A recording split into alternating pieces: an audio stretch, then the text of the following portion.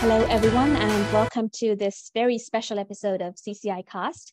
CCI celebrates its 100th issue this July, and in commemoration of it, we look at some of the seminal papers that have been published in CCI over the years with some very special authors. And today we have a very, very special guest. We have Dr. 𝖁𝖓𝖐𝖊𝖚 from the Netherlands, who is, as we know, the pioneer of transradial percutaneous coronary intervention. Welcome, Dr. 𝖐𝖊𝖚, to CCI Cast. Thank you very much. Thank you very much for inviting me to join you. It's such a pleasure to have you here. So, I mean, when we talk of CCI and the seminal papers that you have published on it, the first thing that, of course, comes to mind is the paper in 1993 about transradial approach for coronary stent implantation. This, of course, followed 𝖁𝖓𝖓𝖎𝖛𝖊𝖚 paper. So could you tell us a bit about that and just maybe a bit about the history of transradial PCI and how you got the idea to do it? Yes, then we have to go back to the early years of coronary stenting.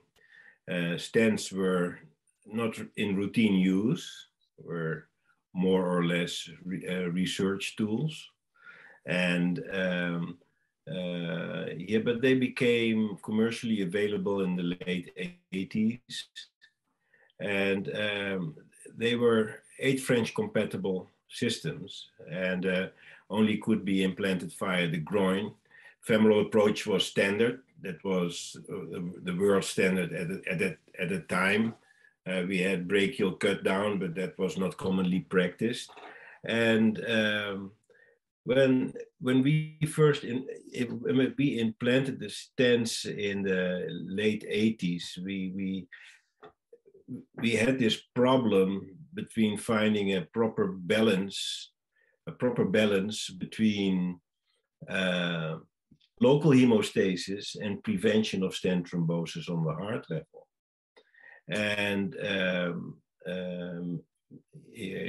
I think you know that in those early years, the patient coagulation system was completely ruined by aspirin and heparin and coumadin and dextran. Everything that was available we used. We pumped it into the patient in order to prevent stent thrombosis. We didn't know how to properly deploy stents in that time, and stent thrombosis still occurred, and more antithrombotics were given. And in the same time, we had to remove the sheath from an 8 French sheath from a deep running artery in the groin. And in our practice at the 𝖁𝖊𝖕 in Amsterdam in those early years, also when we participated in a multi-center trial, the 𝖁𝖓𝖓𝖎 stent study, which was a study comparing balloon angioplasty and stenting in elective patients for very simple lesions. We lost patients due to major bleeding. Before you notice a groin bleeding, the patient might have lost a liter or more. And then the problems really started because we had to find a way to compress the groin.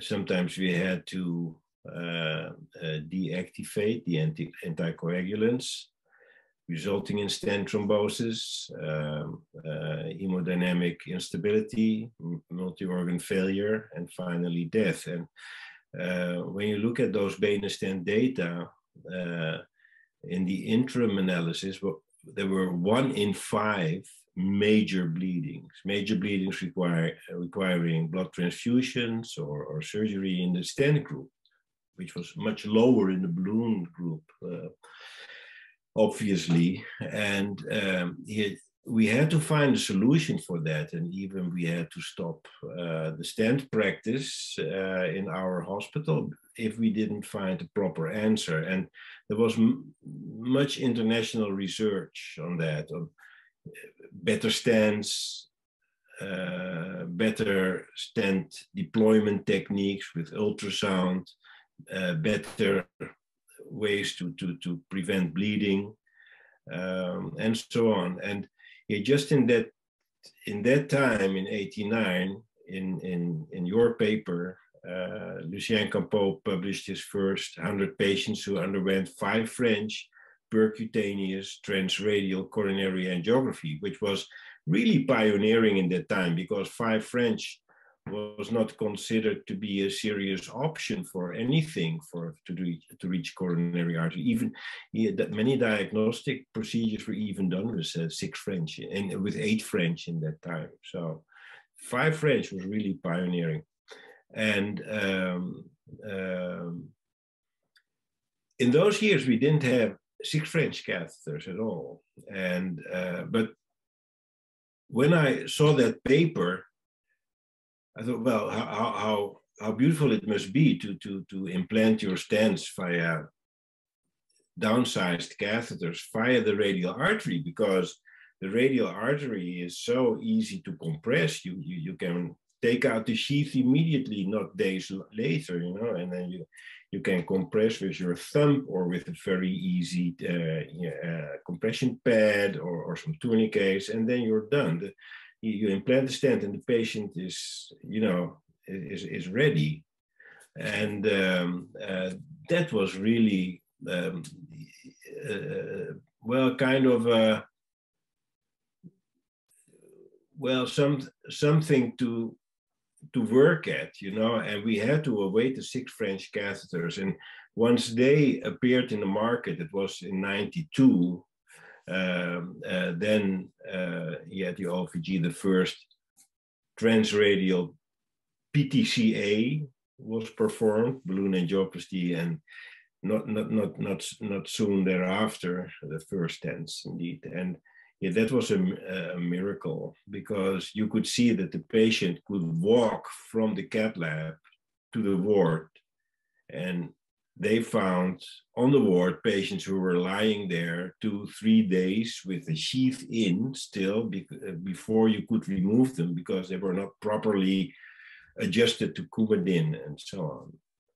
So that was, when seeing this happening in your practice, this huge difference in patient care, not only me, but the whole team was convinced that this was the way to explore.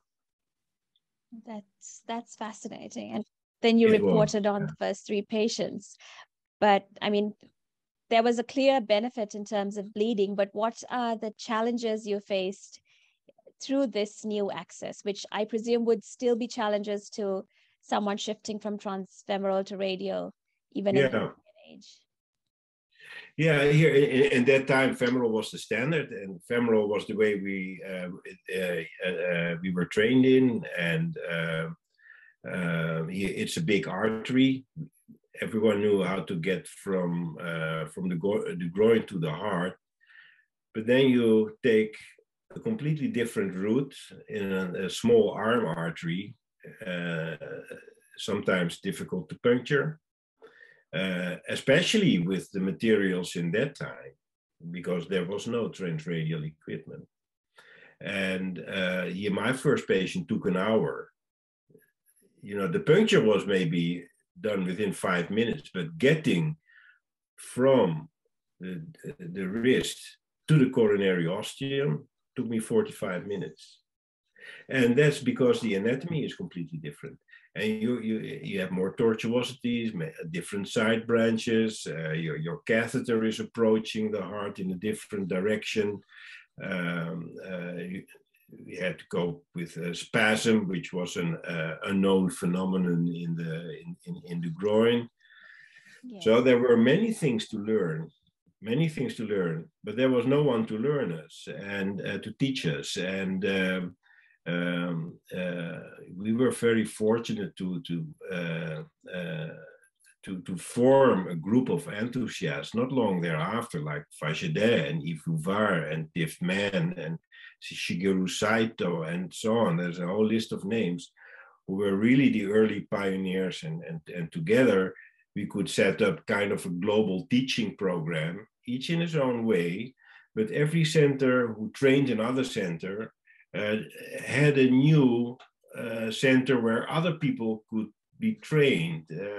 So it was gradually spreading, And that teaching program has been refined through the last decades. And I think today there's so much data and evidence, and there's so much available literature, instruction books, videos, courses, that everyone should be able to do a proper radial procedure today. That's I'm convinced of that. Yeah. Absolutely, yes. And I particularly liked how you spread the radial teaching across the globe, where another center had the responsibility of training another center. And Yeah. I would assume, is that how also the slender movement, which was pioneered by the 𝖁𝖓𝖓𝖎 Japan, and which you have been known to be associated with also, could you tell us a bit about slender PCI and what you see as the future of slender? Well, the cooperation with Japan, especially in the pioneering years with Dr. Saito and later many more, he was of paramount importance of the spread of transradial technique. Dr. Saito is an excellent guru, and he really knows how to teach. His technique is really excellent, but also the way he can teach. He's able to teach others and convince others, and he has annual courses in his lab in Kamakura, the Kamakura Live. It still exists, and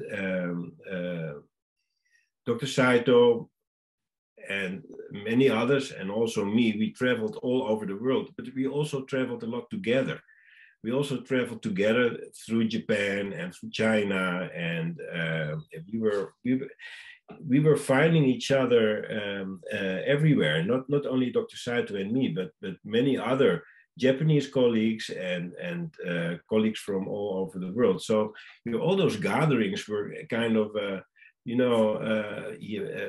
family reunions, because we were really working into a different direction, and not everyone was, or many people were not convinced that this was the way to go. So we really had to, I never considered it as a battle, but a challenge to convince the others, because if you see the patient, if you see it in your practice, then you must be convinced that it is better.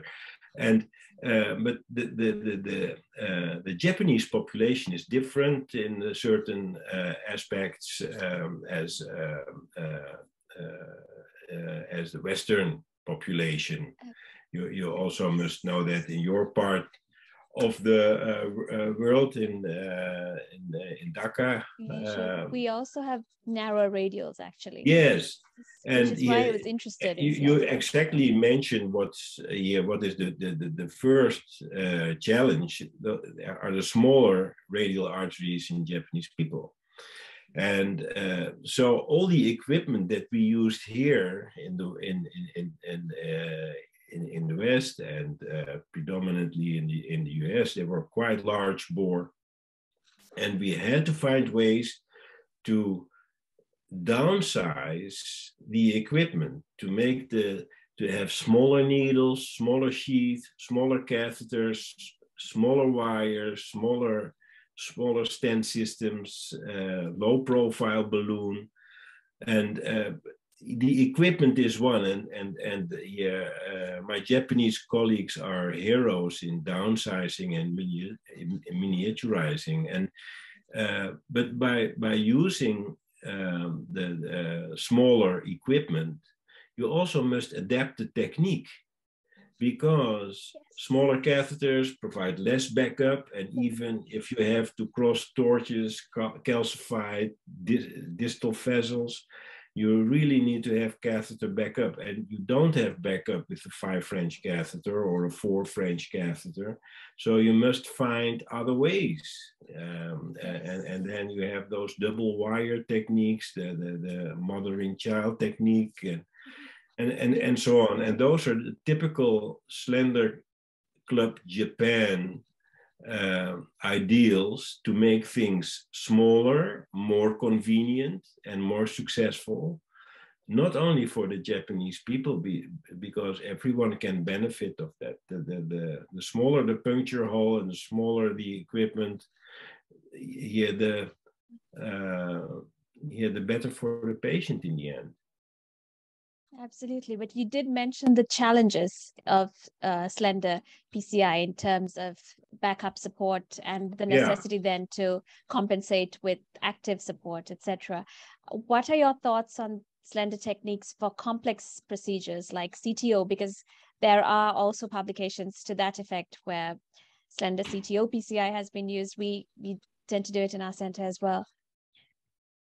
Yeah, I think, and that has certainly my personal experience, but that's only my personal experience. But what I have seen in the many Japanese labs from really the slender masters is that all kind of pathology, acute, chronic, subacute, multivessel, left main, bifurcations, calcifications, CTOs can be done with downsized equipment. But and even equipment which you have never thought of, even with the use of 3.0 or 2.8 French catheters, not to allow passage of devices, but to allow passage of wires to create extra backup or to create a new pathway. Very complex procedures can be done, and I personally think that there's no need for 7 or 8 French catheters anymore. Actually, now with the large bore catheters, they're called the slender sheath, correct, the glide sheath slenders, the thin wall sheath from Terumo and from Merit Medical. They have the 6 French sheath allows actually a 7 French catheter. It sounds strange, but you know what I mean. I think you don't need to. You really don't need 8 French anymore for a coronary procedure, unless you are not familiar with the technique. If you feel confident with femoral, and in some way you are not able, or maybe not willing, or not in the opportunity to do radial, then it's better to stick with your routine instead of, doing very complex procedures via a new route, which is not familiar to you. So that is also a very valid point. Yes. It's not good for anyone, not good for you, not good for your staff, but especially not for the patient. Absolutely. And in terms of the next steps in innovation, we spoke of slender PCI, but now the whole world is all about distal radial, and I've seen you being a proponent of it on Twitter as well. Tell us, why should we all be doing distal radial? Well, let me first say that it's actually it's a logical step to puncture as distal as you can. Of course, it should be feasible, but the more distal you are working, the less big the consequences if the artery occludes. You can better have instead of a left main occlusion, you can better have occlusion distal in a diagonal. There's less trauma for everything. You can better fracture your toe than your hip. The more peripheral you're working, actually the safer it is. And the distal radial artery is of good quality. And I have never thought of going distal myself. I saw it in Isfahan. when I was there at the Transradial meeting, Dr. Rogani showed me some cases. What I understood is that maybe that's the same, I don't know, it's the same cultural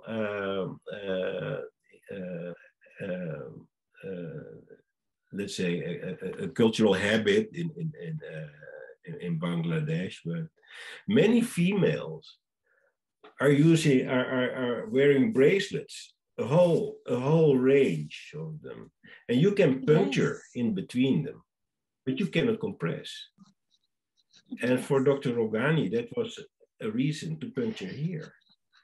And wow, that's interesting. I was so fascinated by that, and I thought, well, yeah, why aren't we all doing that? And then I went home and I thought, well, yeah, if you can do it in the right hand, you can do it in the left hand, because for the left side, it's so much easier for the operator, for the patient, and so on. So I was quite enthusiastic about it.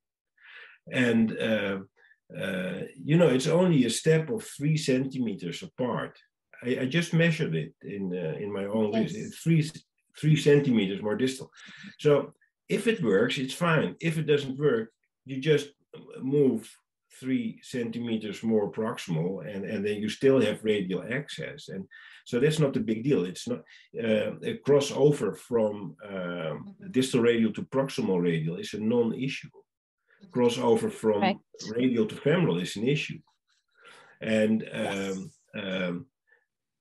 when giving trainings in distal, because I really became convinced, I saw that many interventional radiologists and neurointerventional radiologists who are now understanding that radial is a better way than femoral, they just cross over from femoral immediately to distal radial.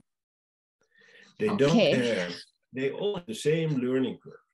But why start the learning curve here and then again another one there? You can better start here, because the only thing that you add is a 10% smaller artery and tortuosity here.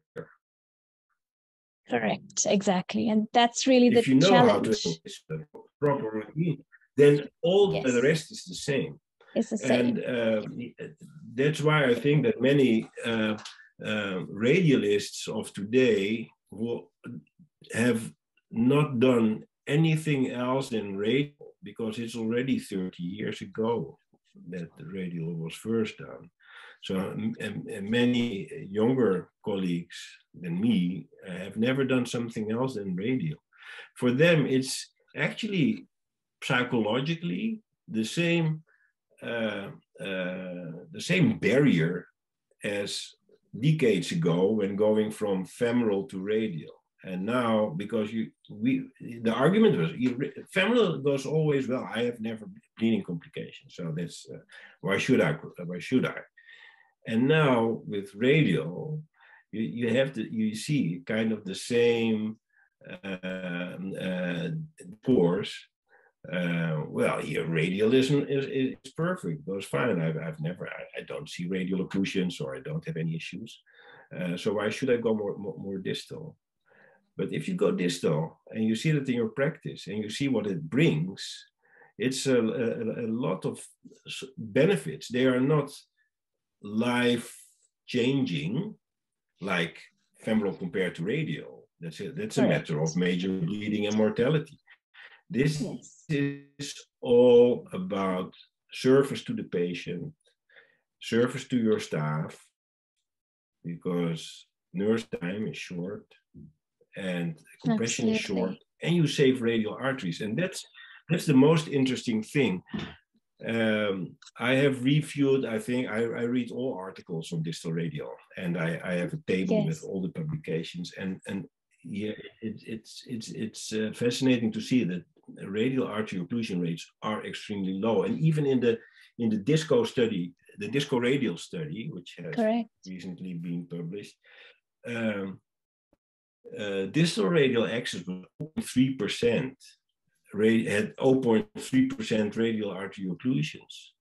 Exactly. Versus 0.9 in the conventional radial. And that under completely different circumstances, because what was compared was a very rigid patent hemostasis protocol with exactly. Best practice. it's very well protocol, very stringent with simultaneous ulnar compression. It's a complex protocol.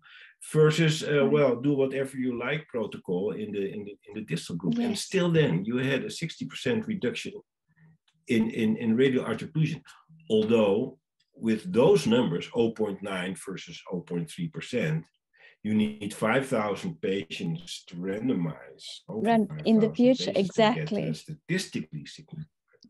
Correct. I don't know if such a study will ever come, but it's again, if you feel familiar with technique and you have the proper tools and you have the proper the proper feeling, you have the proper tips and tricks which again we have to teach.